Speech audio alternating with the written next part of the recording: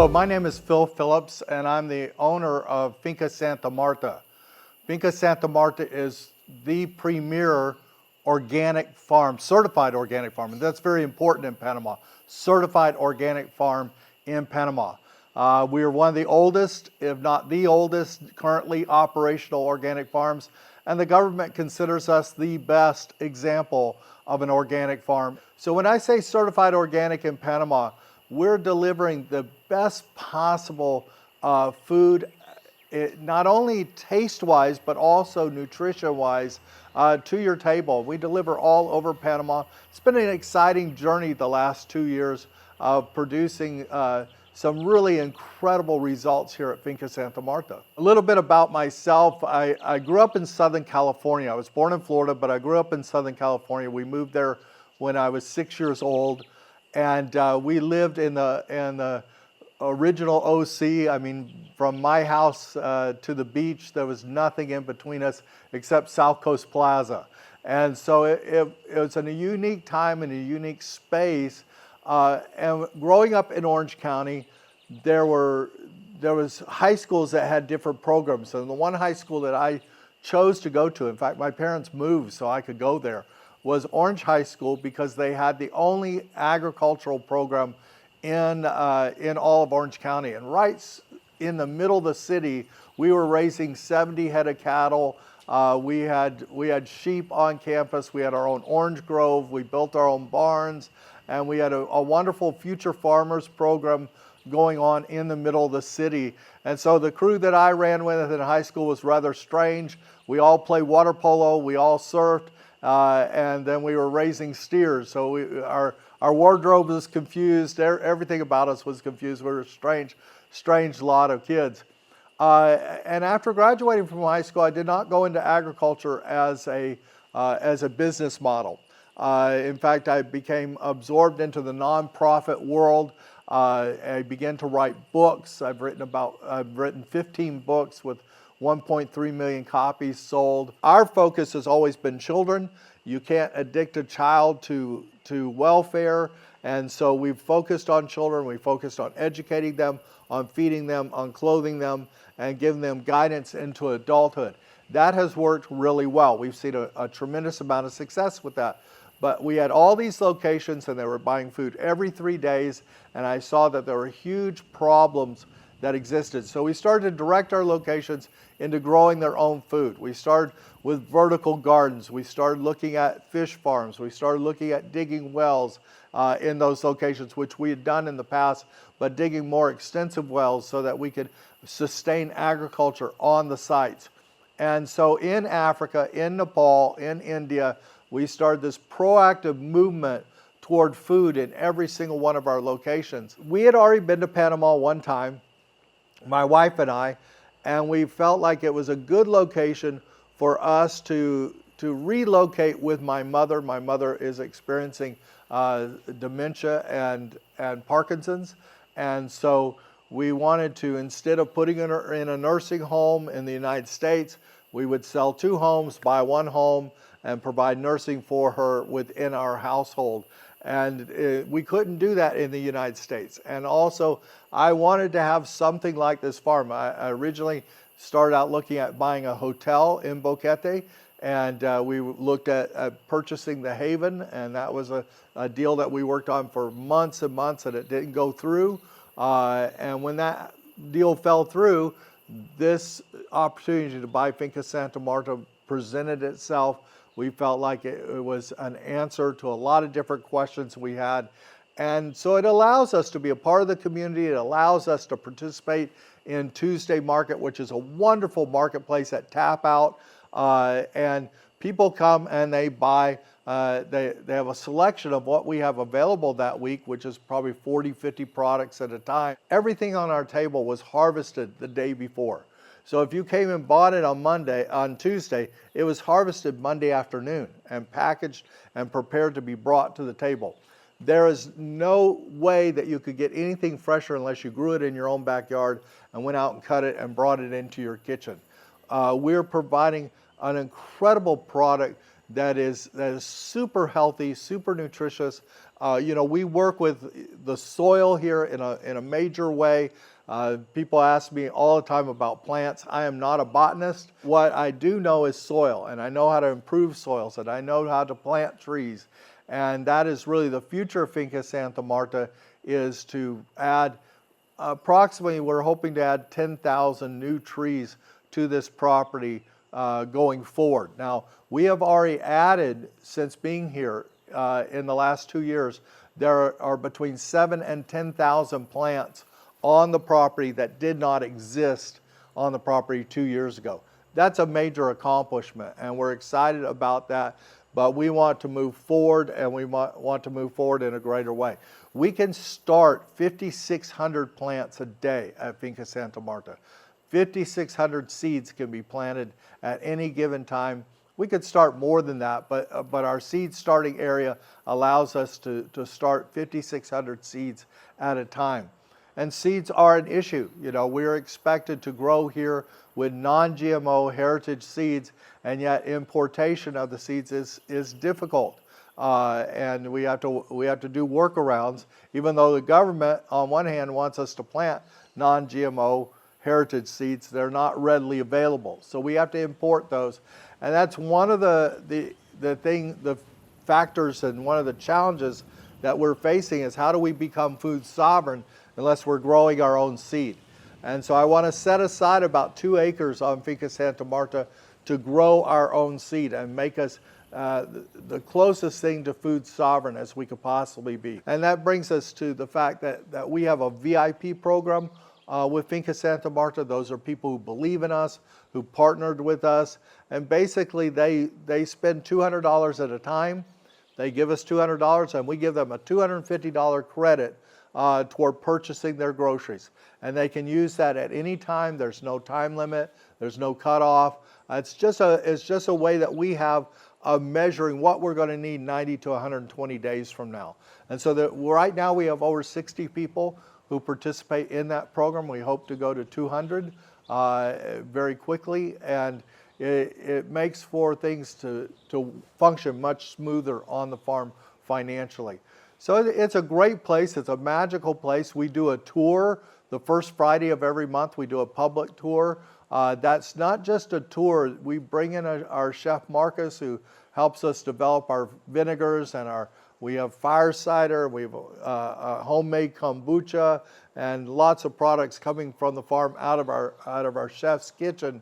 While he's here, we do a 7-course meal on that Friday. 70% of the food coming from the farm itself. It's a lot of fun. I teach people how to plant trees. I show them the farm in operation. I explain some of the technical behind the scenes stuff. What's behind the scenes in our chicken program, what's behind the scenes with our rabbits and other things. And so we start at 8:30 in the morning.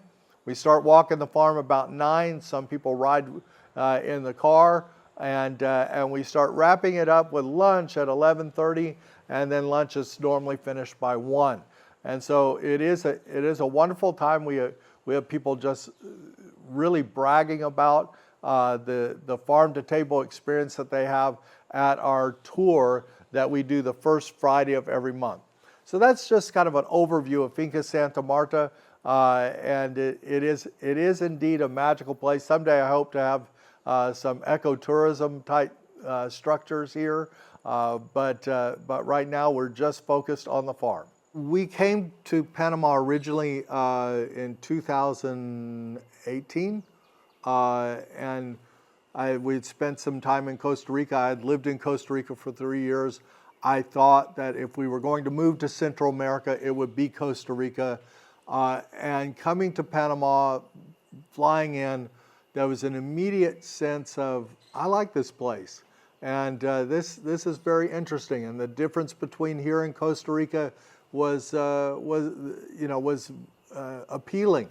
And so I like Panama City. I like, we wound up living in Boquete, which is a wonderful place to live, and becoming internationally known over and over again as we speak.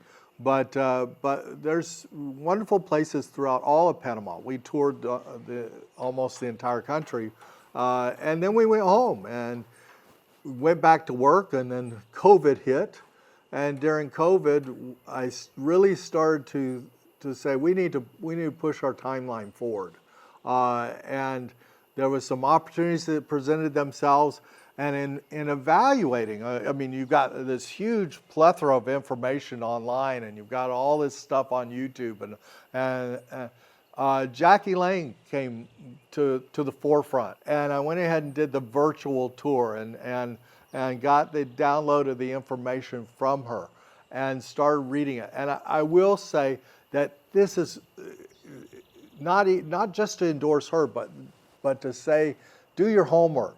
It's very important if you're going to come here and you're going to put money in this country to really do your homework first. And when she says lease a house for a year, lease a house for a year, maybe two. When she tells you to do something, just do it. I mean, she spent a lot of time developing this infrastructure of understanding this beautiful country. And if you want to make your experience here hassle-free, and you do, trust me, you do, this is a great way to go. And so I highly endorse her efforts. I highly endorse the people around her. And so I see people all the time at Tuesday Market being personally led around by someone that works with Jackie, and they're showing them the tables, and they're talking to them about what's going on at Tuesday Market. Whether you take the tour, which I would suggest because of getting to know people, getting that structure, getting to have someone just kind of lead you around and say this is this and what's what and who's who in the zoo, if you will. So it is indeed a worthy thing to consider spending your money on. It'll save you a lot of money in the long run, I assure you. If you're expecting Panama to be North America, don't bother. It's not North America. But it is a spectacular country, and there's a lot of positive things about Panama, and those positive things make life rich. I mean, you have Panama City, which is a wonderful city where you literally get anything you want. I lived in Costa Rica for almost 3 years, and there were limits to what you could find in Costa Rica at the time. There were limits to what you could acquire. And here in Panama, this is the shipping capital of the world, really. Everything transits through here, so you can literally get anything that you want. And many times those prices are cheaper than they will be in the United States. Panama does have a tremendous amount to offer. And you know, we live in a gorgeous place. We live in, you know, I get up in the morning, I sit out on my balcony, and on a clear day, I can see parts of Costa Rica across the ocean. It is an absolutely gorgeous place to be. It's like living with a view of the Grand Canyon permanently, and it's like a green Grand Canyon where I'm living. And we live in Lucero, which has one of the most has an awesome golf course. I'm not a golfer, I don't golf, but I can sure appreciate the golf course and the amenities that it has to offer. Has a restaurant called Seasons, which is open to the public, and it's a wonderful restaurant. They do a lot of farm-to-table specialty things there. Food, oh my gosh. Panama has some great chefs. Panama City in particular has some spectacular restaurants. If you're a foodie, you're gonna go crazy here. Boquete is an amazing place. You know, the first time I visited Boquete, there were 82 restaurants. And, you know, everybody talks about, you know, where to get the cheapest meal. And that's fine, you can, but I like variety, and there's some real good variety. In fact, I just ate at a new hostel, or a hostel that has started serving Lebanese food in Boquete. And it had a beautiful view. It was the most peaceful experience, wonderful food.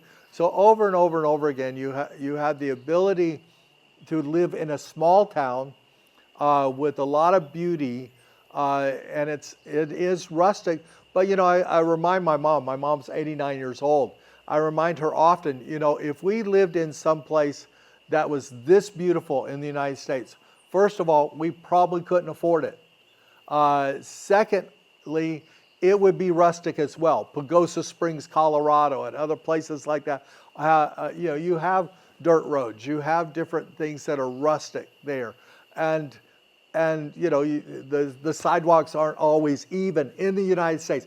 Believe it or not, there are more potholes in Rockwall, Texas, where I come from, many times than there are here. Again, Panama is one of the most beautiful places on the face of the earth. There's a lot of natural beauty here, a lot of alternatives. You know, you can choose one type of weather to live in or choose another type of weather to live in.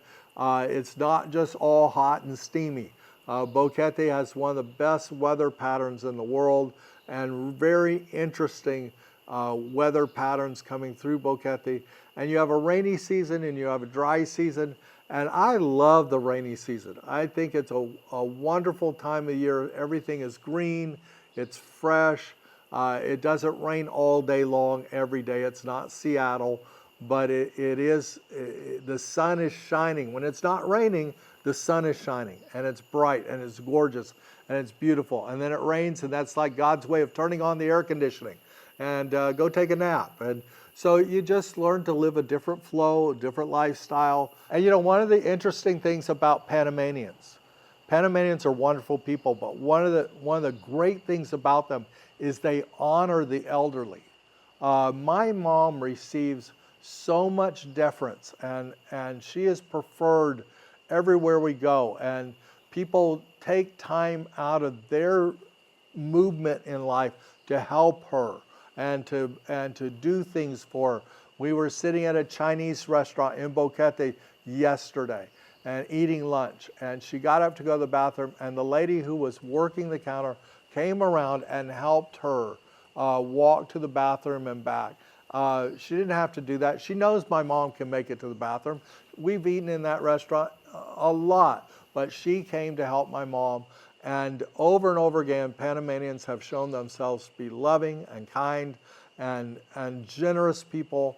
And you know, it's like any place. There are places in Dallas that where we lived before coming here that I would not go to at night. There are places in Dallas that I would make sure I locked my car when I was putting gas in the car. You need to be aware of your surroundings. You need to know what's going on, yes, but the bad stories are a small percentage, and the good stories are much larger percentage of what's going on in this country. It is a fantastic country with lots to offer, and it's worth exploring if you're looking for an alternative to a North American lifestyle. Please come by and see us at Tuesday Market, and we should have a cup of coffee together. And by the way, one of the benefits of living in Boquete is some of the best coffee in the world. We'll see you in Panama.